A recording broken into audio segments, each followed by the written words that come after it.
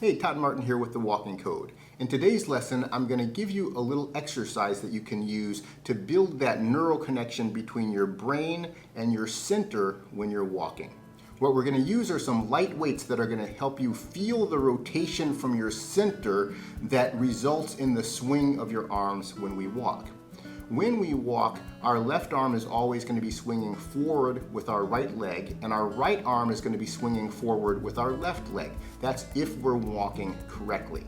Some people, you may notice, swing their arms across the body instead of straight forward, and some people swing their arms more backward than they do forward. When we're walking correctly, the energy of the arms as they swing should primarily be forward and then drop naturally due to gravity after that forward swing.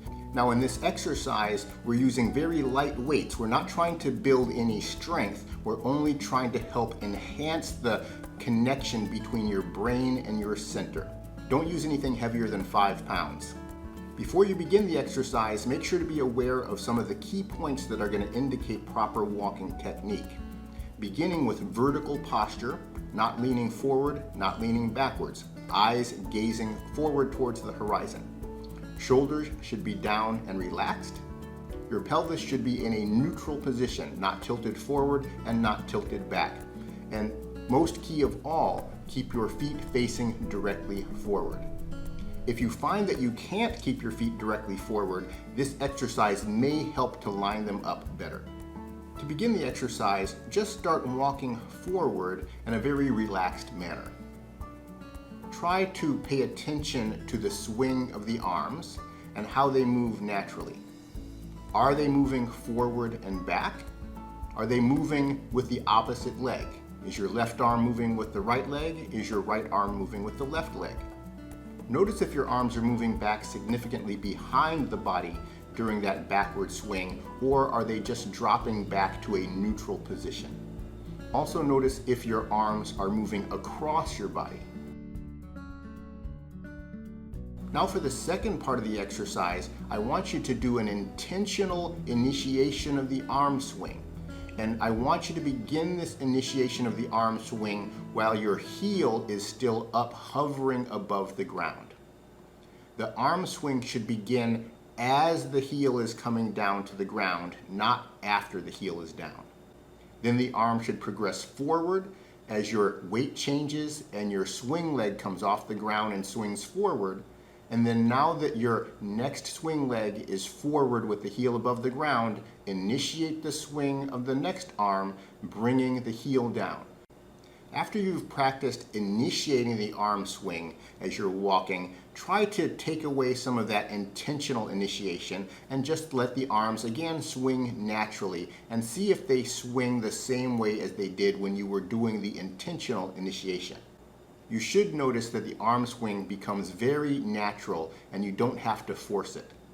Make sure the timing is correct. Remember, the arms should initiate the swing or the intention of the swing before the heel comes down, not after the heel comes down. Now let me demonstrate some of the incorrect arm swings that can occur if we're not moving our core properly. The most obvious one is when the arms are swinging across the body. When you have weights in your hands, if you walk with your arms swinging across the body, you're really going to notice this much more than you may have before. This is something that really needs to be corrected, because if your arms are swinging across your body, it means that you're not going to be aligning your spine correctly, and you're also not going to be aligning your knees over your ankles and feet correctly. This is going to cause increased stress and wear and tear on your joints. If your arms are swinging side to side, try to gradually initiate that arm swing with the weights before the heel comes down. Slow your walking down. No force, no pushing. Try to glide. If you can get the arm swing initiated before the heel comes down and practice that with good repetition, you should start to get the natural feeling of the arms moving forward and not across the body. The next thing we're going to notice is what happens if we initiate the arm swing after the heel comes down to the ground rather than before the heel comes down to the ground. You're going to feel lack of coordination in the flow of the movement because you're not initiating the movement of the core at the right time. The core movement from your upper waist is really what is bringing the heel down, and it's also what's bringing your arm forward. So those movements should be initiated at the same time. If you bring the heel down before initiating that forward arm swing, it means you're not using the right part of your body to bring the heel down. Remember, your movements all are generated from the core or your center, and your legs are responding to those movements. So everything must begin in your center. Now practice the exercise, trying to make sure everything is moving forward in line with the direction of movement. Your head should be looking forward, eyes gazed forward. Your spine should be facing forward the entire time, not twisting from one side to the other. The arms should be moving gently forward and then falling back.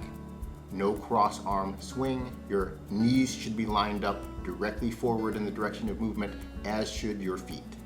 The more you practice this exercise, the more you're going to connect your brain to your center, and then your center reflects out all of the other movements of your arms and your legs. Then you'll be really flowing and moving with more confidence.